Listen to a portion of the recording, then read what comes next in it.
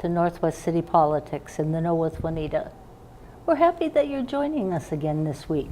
We're always glad there are people like you out there, people that are interested in what's happening in our cities. It's important for good government for people to be involved with their city councils and their mayors and the city staff and share ideas back and forth. If you haven't watched our show before, each week we'll have someone on from one of the 9 cities in CCX's viewing area to bring us up to date on what's been happening in their city and what's going to be coming up. We're very happy tonight to have Mayor Jim Adams with us. You've been on our show before, so I'm glad that we have you back again. Yes, I'm glad to be here. And he already knows that I'm going to ask him to introduce himself out to our wider audience out there. People from Crystal will have a pretty good understanding of you. Let the other people know a little bit about your history in getting to be mayor. Sure. Well, let's start back a little bit. I began my career as a financial accountant, and then I've been married for 31 years. I've been in the city of Crystal for about 22 years, and raised my kids in District 281. I've been on the fire department for 16 years. I am no longer a firefighter. I got rid of that job about 3 years ago. I've been mayor for 6 years, so I had a little bit of overlap there. Right. And that's the down and dirty synopsis of how I got here. Gives people a little idea, because we're always telling people to get involved. That's why if they hear other people's stories, it might make somebody think, maybe I should do that. Right. You don't have to be on the council for 10 years before you jump in, or in commissions for 10 years. You just do it. Right. And then we talked about a lot of different areas ahead of time, and I thought we'll start with your park master plan, because that's one thing that you're working on, and you've been for a couple of years already, right? Right. So maybe you can tell us a little bit about when and why Crystal decided to set up this master plan for their parks. Sure. A lot of it ties back to our financial plan, our financial plan of being debt-free, number one, number 2, paying off debt, and the big one, number 3, is long-term planning and funding those plans. Right. So this particular one was kind of ready to go from a park commission standpoint. Park commissioners have been kind of waiting for us to come and do something comprehensive. Sometimes they come up on the short side of the stick when it comes to budgeting, and sometimes public safety gets more of it. So the commissioners plus citizens, we put together a 20-year plan. We've gotten started. We've got some big changes coming up at Becker Park. We've already experienced a little bit in Welcome Park, and we can talk more about that later on with the financials. Add some details to that a little later on. Sure. So the areas that you're looking to make changes in your parks now, are you doing something with all of the different parks in your city, or just certain ones as things come by? So we're only going to do 1 or 2 parks at a time, as money is provided. We have to come up with funding mechanisms for this, whether it be cuts from other areas of the city, or whether it is the increase in levy. It's probably going to be a combination of that. Sure. In reappropriating those dollars, generally speaking, we'll finish one, and then we'll have to wait, take a breath until we get a certain amount of money. Another thing we've been doing is we've had some surplus properties, and some of those are adjacent to actually platted parkland. So we've been selling off the excess property, and like in the place Iron Horse Park, we were looking at developing 3 lots there, and then using those funds to expedite Iron Horse Park, because Iron Horse wasn't going to be done for, well, much further down the line. So we're taking whatever opportunities we can to try to get that plan done as fast as possible. But and keep it within your budget. What you want to do for the future. Yeah, absolutely. So maybe you can tell us about some of the changes that are happening at Becker Park, because that's already started, right? Yes, it has. Right now, it's there's not much there. Everything's been removed. So you can see all the way across from the businesses to the apartment building to Highway 81 to the back part of the mall. What's going on there? A lot of things are going on there. First of all, we've done the streetscape design. That's to try to encourage private investment. We'll talk about that in relationship to businesses. We're going to be doing storm water retention underneath the park. So we were able to get a grant for that. Oh, that sounds wise. Yeah, and then when it comes back, we're going to have a splash pad. We're going to have a couple performance areas. We've spent a lot of time thinking about, okay, what are we going to use this park for? It's not going to be ball fields any longer. Right. You know, is it going to be a place for fairs, for like art festivals or music festivals, what have you? So we're kind of we're doing our best to make sure we have electricity throughout the park where we need it. Something new, we'll have the ability to have food trucks near the park. So when our city festival, our Crystal Frolics comes back, in that particular location, it's going to be a completely different thing. And we're looking really forward to kind of planning that after this year's Frolics and get businesses involved. Of course, the civic organizations that are already happening or already helping, they'll be involved. I imagine we'll have churches, we'll have just citizens, we'll have a lot more opportunity for more people to be involved. You know, in the past it used to be all about a softball tournament and civic organizations. Well, now we're going to be at Welcome Park for the softball tournament. There's going to be a lot happening there, but in Becker Park there's going to be opportunity that we've never had before. So look for reimagining what Frolics looks like. Well, and then Becker Park too is kind of like at the gateway to your city. So the streetscape and all the work there kind of tells everybody you're looking to the future. You're looking to add what people need and want now. You know, in Crystal we don't necessarily have a town center, but we've changed some things in that area to make that become. And that's why I believe there's going to be plenty of private investments. There's a lot of investors that I would think, from my perspective, it's got to be from theirs, but from my perspective, that would be attractive to them building next to. And then when will the Becker Park reconstruction be completed? How long will that take? It will be the summer of 2020. I'm not sure exactly when in the summer. But before Frolics. So before the end of August. Or end of July, excuse me. The pusher of the plan to get done for that. Yeah, the community events are ones that people enjoy, and you get a lot of people involved.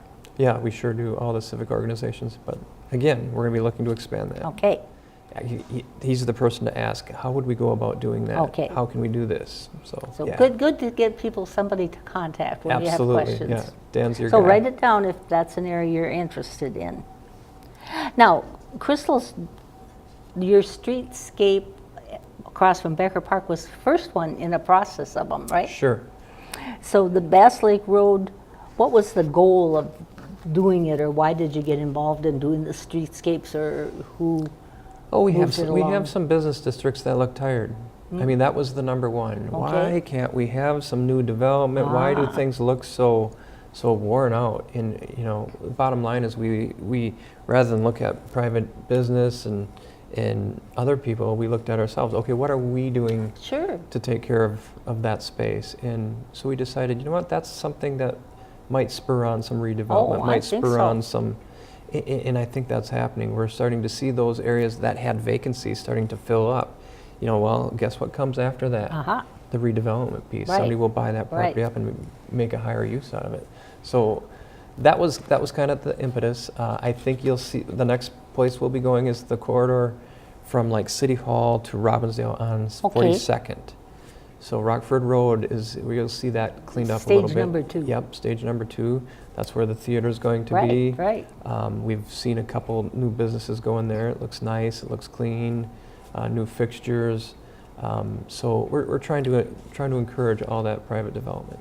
Yeah, it's important to keep a city attractive and dynamic so people want to come there. Sure. Yeah. As well as stay there too, the ones that are already there.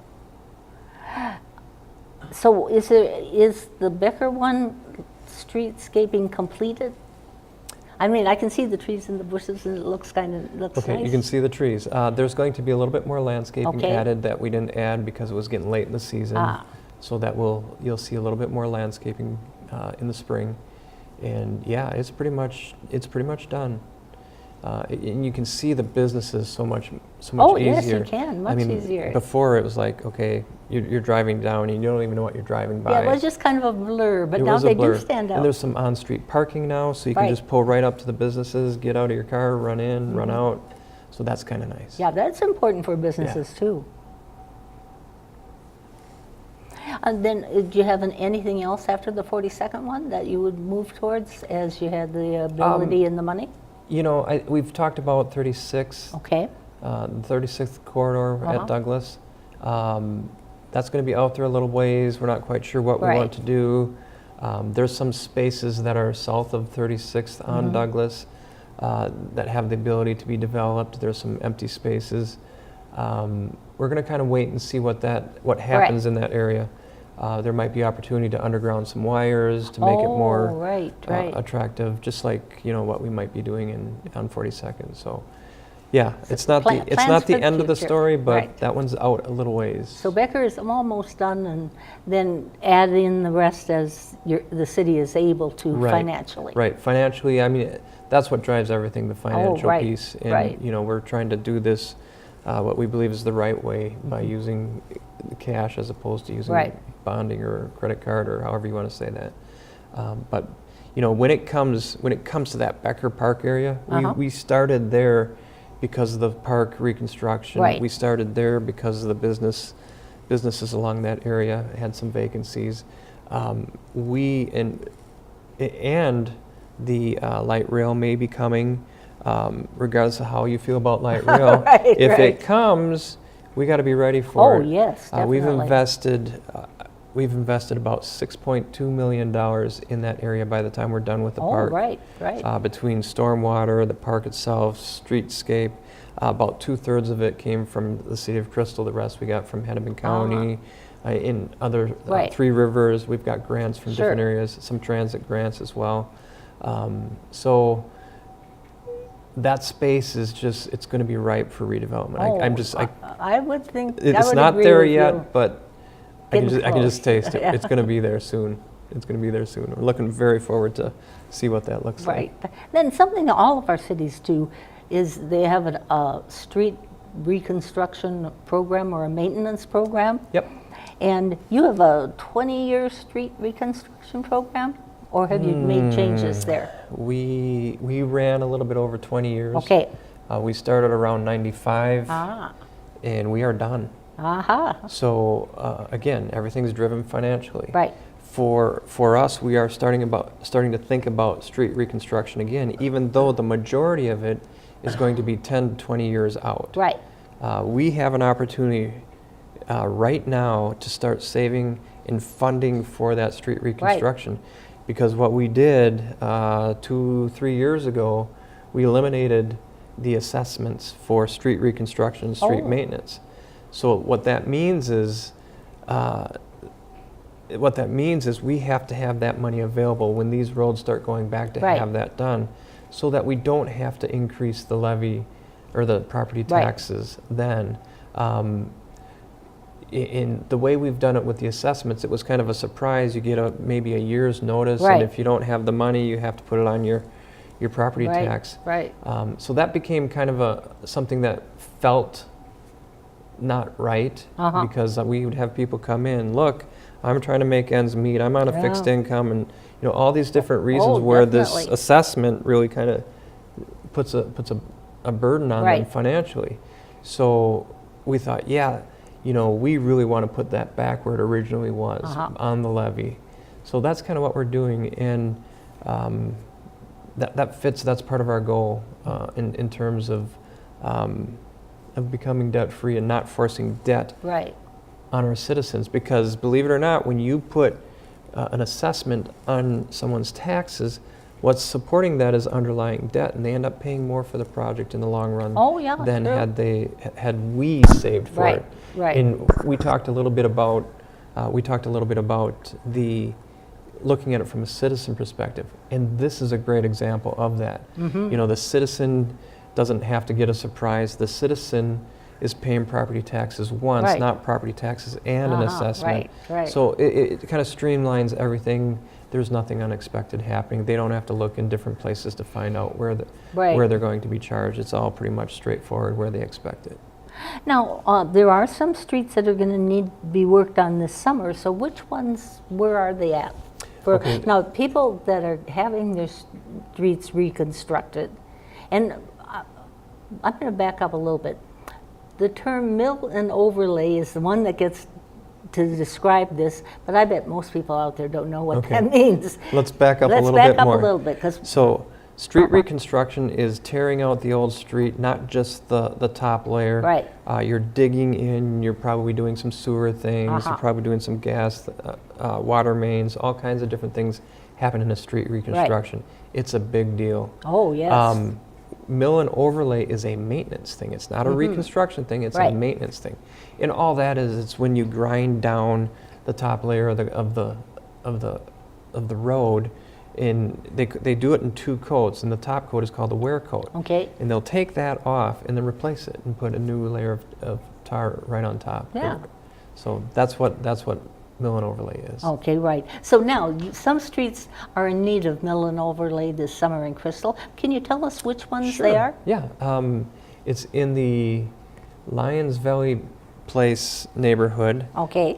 It's north of it. Let me give you some streets. Sure. Louisiana to Hampshire, between there, and then it will be 32nd up to 36th. Oh, okay. So it's not a huge area, right? But it's it's what, 12 blocks, right? Something like that. Now, people in that area get notified way ahead of time, right? Sure. Yeah, they'll be contacted by the project manager, I think it is. Right. Yes. So other people might run across this when they're going into those streets, but that's the area to watch out for construction. Yes. And now, is that now under your levy instead of an assessment? Correct. Okay. Correct. So my first year, when we were going back to phase 1 back in '95, we had phase 1 street reconstruction. Right. Now we're due for phase 1 maintenance, mill and overlay. We were doing assessments then, and that's when we had the debate. That's where we had, why are we doing it this way?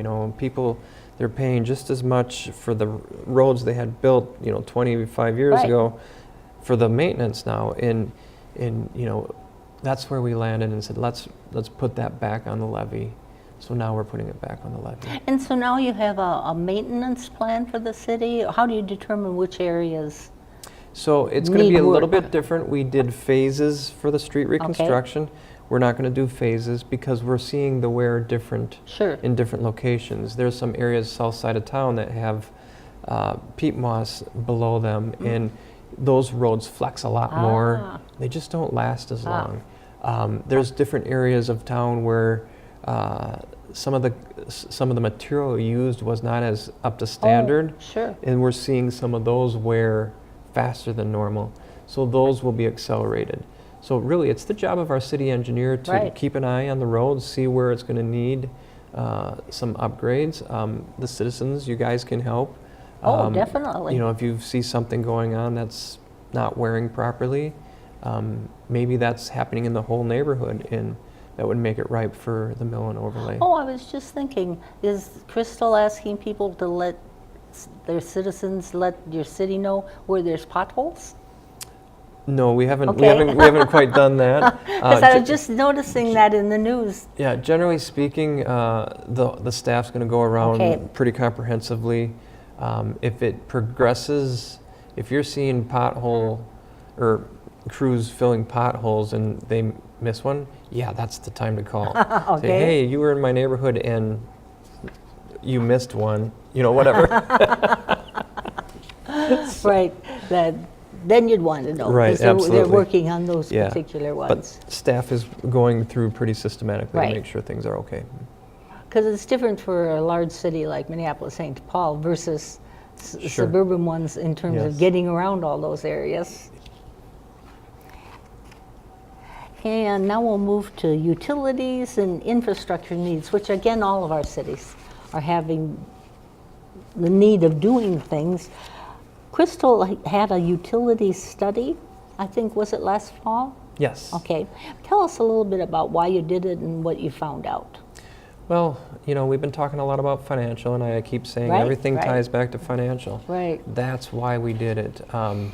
We did some increases in our water bill 3 years ago. Right. And that was designed to take care of some of the infrastructure needs around water, because we were in that same cycle. Well, if something goes wrong or if we get a high occurrence of breakdowns, we're going to have to bond for it. We're going to have to use the credit card. So we increased that so that we knew we're getting more and more failures of our water mains. So yeah, they're getting older, right? So we increased some of those costs. So basically, hopefully, the only increases they'll see moving forward are the increases in the fees that we pay Met Council for that service. The one this fall related to sewers,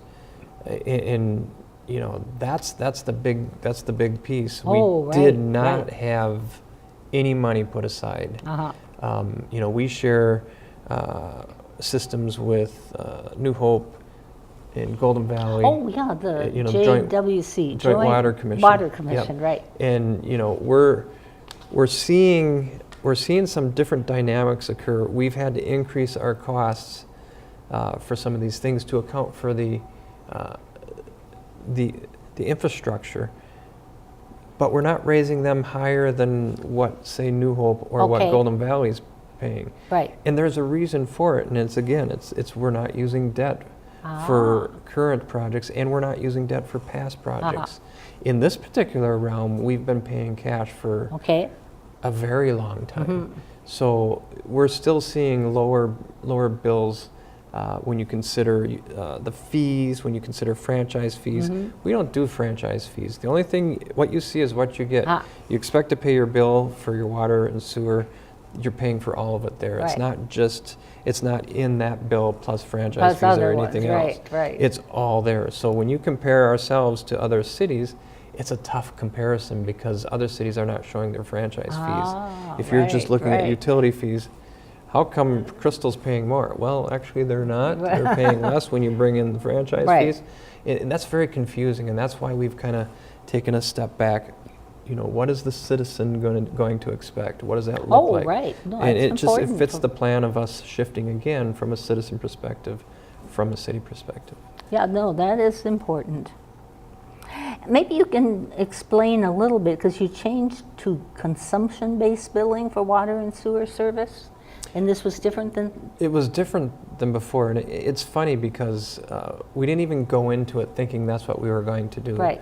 We just wanted to get a handle on what the infrastructure needs were and how to deal with them. But it showed that we were doing flat fees for a lot of things. And the people with lower consumption were subsidizing the people with higher consumption. Sure. Well, who wants to do that? We decided to go to the consumption model, and what we were concerned about were the people with fixed incomes. Generally, our older people. They're subsidizing for people we hire use. That doesn't feel right. And that's been a contention for many years. We've actually developed a program where senior citizens got a break if they're on a fixed income and couldn't do that. Well, that's a Band-Aid. That's something's wrong with the system. So when we looked at the consumption-based model, that fixed itself. So a lot of people who are use less and are on a fixed income, they didn't need subsidies anymore. They saw a decrease in their water bill. And then the people who are using more, they saw the increase. It seems fair. It does. It seems like something it seems logical to me. Now, water mains are kind of reaching their limits because of the time. They've been in 50 plus years, maybe more. What is your planning and looking for the future to deal with that particular area? Sure. We addressed some of that 3 years ago. We had a water utility increase, and that was designed to help address some of the infrastructure needs. At the time, we had a lot of pushback, and we weren't as far down the road with this new policy. Right. I don't know if it's big enough yet. We'll see. We'll find out. We're going to kind of do a watch and see. Sure. In the next 5 years, we'll probably reassess. But right now, I think we're satisfied with the level. We don't have any near-term deficits. We're able to keep up with the increased occurrences of water main breaks. So we're prepared. Keep on top of it, huh? Yeah, we're prepared. We're ready for it. We're not going to have to borrow any money for it. So yeah, we're seeing the increase already. So and we're able to deal with it. Great. Now, Crystal's working on keeping their neighborhoods vital, attractive, and strong. What kinds of plans does the city council, how does the city council or city staff get involved with that? For the neighborhoods themselves, well, you know, really it's about keeping well-maintained streets, safe streets, police. It goes to all the services that the city provides. You know, the big thing that we're doing right now is we're dealing with the parks. I think that's going to be very attractive to, we have good parks, we have people feeling comfortable to go to those parks and play, exercise, whatever. I think that's what makes the community. And, and that's kind of what we're focusing on. It will take some time. You know, we made this 20-year park master plan. I'd be surprised if we're not done in 15 years because it's well scripted in terms of priorities, and we're doing everything we can to fund those properly. So. And then if people in neighborhoods, if they notice a house that's kind of getting shabby around the edges, who should they contact? Who should they talk to about that? Just call the city. Call the city main line, and they'll direct you. Yep. Because there are certain conditions that people have to maintain upkeep. Sure. Yep, there are rules. Yep, rules that you have to follow. And then, of course, zoning makes a difference too, right? It does. It does. Yeah, you know, we get a lot of comments from commercial areas. Sometimes there's in a parking lot there's excess garbage. You can call your council member. You can call the front desk. We see those. We respond to those. We're very responsive to those types of things. And you know, when we reach out to the whomever, we usually have pretty good results too. So yeah, don't be afraid to do that. Right. Yeah, we always like to encourage people. If you've got a question about something, you know, call City Hall, call your council member, call the mayor. But what we really like with the residents, and it deals with the neighbors, go talk to your neighbor. Oh, right. Usually there's something underlying and they need help. You know, be that neighbor. That's what we want you to do first. Oh, right. No, that's a very good way. Yes. And there are ways, if problems get larger, that you can arrange for mediation and that type of thing, right? Yes, we've experienced that. If you need to, right? Right. So plug that into your thought processes. And I want to thank you very much for taking your time out and your welcome. expertise and letting people know